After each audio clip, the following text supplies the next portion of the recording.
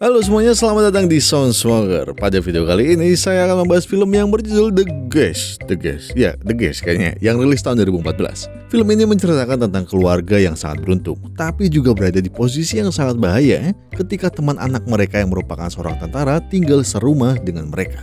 Oke, nggak usah lama-lama lagi, langsung aja kita mulai alur filmnya. Tapi sebelum itu, jangan lupa kalian untuk colok tombol subscribe-nya, nyalakan loncengnya, dan baru kita intro.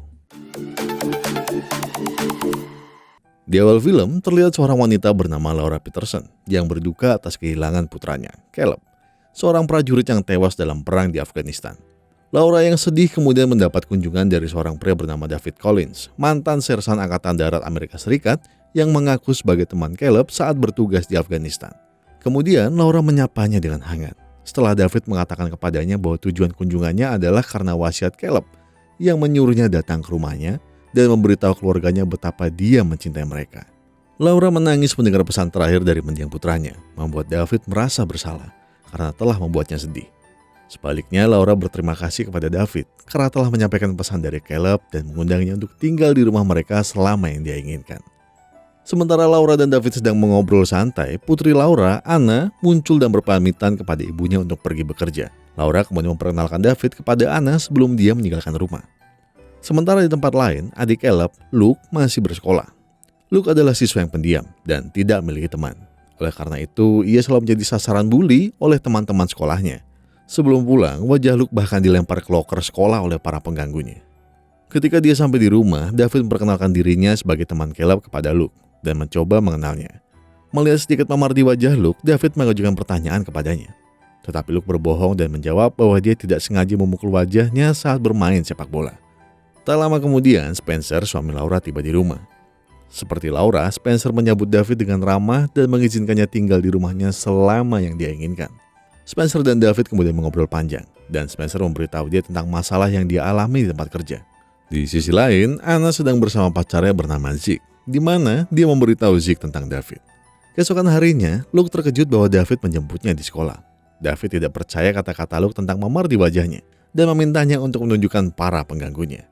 Luke kemudian menunjuk sekelompok siswa yang sering membulinya di sekolah. Setelah itu, David dan Luke mengikuti para pengganggu itu ke sebuah bar, di mana David awalnya mencoba menjatuhkan harga diri para siswa nakal itu dengan membelikan mereka minuman paling mahal. Namun karena para pengganggu itu merasa terhina, mereka menuangkan minumannya kepada David. David kemudian memukuli mereka. Dia menggunakan pengetahuannya tentang hukum dan suap untuk meyakinkan bartender agar tidak melaporkan tindakannya di bar. Setelah itu, dia menyuruh Luke untuk melawan semua orang yang menggertaknya. Adegan beralih ke Anna dan David yang pergi ke pesta Halloween di rumah salah satu teman Anna. Anna kemudian memperkenalkan David kepada pacarnya Zeke dan juga teman-temannya, yaitu Kristen dan Craig. Karena David mampu membuat kesan yang baik dengan teman-teman Anna, mereka dengan cepat menjadi akrab. Di tengah pesta, tiba-tiba mantan pacar Kristen datang dan membuat keributan karena dia tidak mau berhubungan dengan mantan pacarnya yang selalu kasar padanya. Melihat ini, David menyelamatkan Kristen dan berhasil menyingkirkan mantan pacarnya setelah memukulinya. Terinspirasi oleh tindakan heroik David, Kristen membawanya ke kamarnya dan kemudian mereka bersenang-senang bersama. Wow! Setelah mengobrol dengan Kristen, David kemudian mendekati Craig dan bertanya di mana dia bisa membeli senjata. Craig bertanya untuk apa senjata itu. Tetapi David mengatakan bahwa dia adalah seorang tentara dan tentara menyukai senjata. Craig berkata bahwa dia mengenal seorang pria yang biasa menjual senjata dan akan memperkenalkan David kepadanya. Craig kemudian meminta David untuk menyiapkan uang. Setelah mengatur pertemuan dengan Craig dan pengedar senjata, David dan Anna pun pulang. Dalam perjalanan pulang, Anna menawarkan untuk melihat CD kompilasi untuk David. Keesokan harinya, Anna mendengar David ditelepon dan merasa aneh dengan percakapan mereka. Anna yang mulai mencurigai David kemudian berusaha mencari informasi tentang David Collins yang kini tinggal di rumahnya. Dia menghubungi pangkalan militer untuk mengonfirmasi identitas David. Pihak militer berjanji akan menyelidiki David Collins dan membagikan informasi tersebut kepada Anna. Mendapat kabar dari David Collins, sebuah perusahaan swasta bernama KGP yang dipimpin oleh Mayor Carver kemudian membentuk tim pasukan khusus dan menuju rumah Peterson. Akhirnya terungkap bahwa David Collins lah yang sebenarnya telah meninggal. Dan David Collins yang sekarang tinggal di rumah Peterson adalah orang lain yang menyamar. Tetapi tidak diketahui apa tujuannya untuk tinggal bersama Peterson. Adegan kemudian beralih untuk menunjukkan David yang akan membeli senjata dari seorang pria yang dikenal Craig. Craig juga ada di sana untuk menemaninya. Setelah menunjukkan uang, pria bersenjata itu kemudian menunjukkan beberapa senjata kepada David dan memintanya untuk mencobanya satu persatu. Namun di luar dugaan, David sama sekali tidak berniat membeli senjata itu. Dia malah membunuh penjual senjata serta Craig, lalu mengambil semua senjata untuk dirinya sendiri. Di sisi lain, Anna menerima informasi dari pangkalan militer bahwa David Collins yang tinggal di rumahnya saat ini adalah orang lain, karena David Collins yang asli telah meninggal. Anna segera memberikan informasi tentang David Collins kepada orang tuanya, tetapi mereka tidak percaya kata-katanya. Dia kemudian berniat membuktikan kecurigaannya kepada David dengan mencuri ponselnya dan mengambil foto daftar nomor telepon yang dia hubungi baru-baru ini. Setelah itu, Anna mendapat telepon dari Zeke yang mengatakan bahwa seseorang telah membunuh Craig. Di sisi lain, akhirnya terungkap bahwa bos Spencer di tempat kerja telah meninggal secara misterius, sehingga memberinya promosi yang selalu diinginkannya. Di malam hari, ketika seluruh keluarga Peterson termasuk David akan makan malam, Anna mengungkapkan identitas David Collins kepada keluarganya. Namun, David meyakinkan Laura dan Spencer dengan kata-kata manisnya dan menunjukkan kalung identitas prajuritnya. Laura dan Spencer tidak mendengarkan kata-kata Anna dan lebih mempercayai kata-kata David. Yang jelas membuat Anna kesal dan bertekad untuk mengungkapkan semua kebusukan tentang David. Saat mengantar Luke ke sekolah keesokan harinya, Anna meminta adik laki-lakinya itu untuk mencari tahu nomor yang dihubungi David di ponselnya. Sementara itu, David yang sedang membantu Laura mengeringkan pakaian masuk ke dalam rumah untuk mengambil sisa cucian. Mayor Carver dan pasukan khususnya mendatangi Laura dan menanyakan tentang David. Laura mengatakan bahwa David ada di rumah, dan David yang mengantisipasi kedatangan Carver segera menyerang mereka. Baku tembak antar pasukan khusus David dan Carver tak terhindarkan. Carver mencoba melindungi Laura, tetapi dia malah melarikan diri ke dalam rumah. David menerima luka tembak di paha, tetapi dia dengan cepat membalut lukanya dan membunuh semua anggota pasukan khusus kecuali Carver. David bertemu Laura yang bersembunyi di dapur. Dia tampak bingung dengan orang-orang yang ingin bunuhnya dan bertanya kepadanya tentang hal itu. Tapi David tidak menjawab pertanyaannya. Karena penyamarannya sudah terbongkar, dia menusuk Laura dengan pisau dapur dan kabur dari sana. Dalam perjalanan, penglihatan David terhalang oleh debu, menyebabkan dia menabrak mobil lain, yaitu Spencer yang sedang mengemudi pulang. Dia kemudian membunuh Spencer dengan menembak kepalanya. Carver yang masih mengejar David meski ban mobilnya pecah, mendapati mobil yang dikendarai David mengalami kecelakaan. Namun keberadaannya tidak diketahui. Carver kemudian menemukan Spencer yang meninggal dalam kecelakaan itu. Dia kemudian meminta seorang pria yang kebetulan melewati jalan untuk meminjamkan mobilnya karena dia harus menjemput Anna dan Luke dan memastikan keselamatan mereka sebelum David menemukan mereka terlebih dahulu dan membunuh mereka. Carver segera menjemput Anna ke restoran tempatnya bekerja. Dia mengungkapkan identitasnya padanya dan memberitahu dia tentang kematian orang tuanya yang dibunuh oleh David. Carver kemudian mengungkapkan bahwa David adalah subjek uji dalam eksperimen medis militer dan telah diprogram untuk membunuh siapa saja yang mungkin membahayakan identitasnya. Dia tidak mungkin berhenti bahkan jika dia mau. Anna yang sangat terpukul setelah mendengar kematian orang tuanya segera menghubungi adiknya yang sedang mempersiapkan pesta Halloween di sekolahnya. Tak lama setelah Carver dan Anna meninggalkan restoran, David datang ke sana dengan mobil.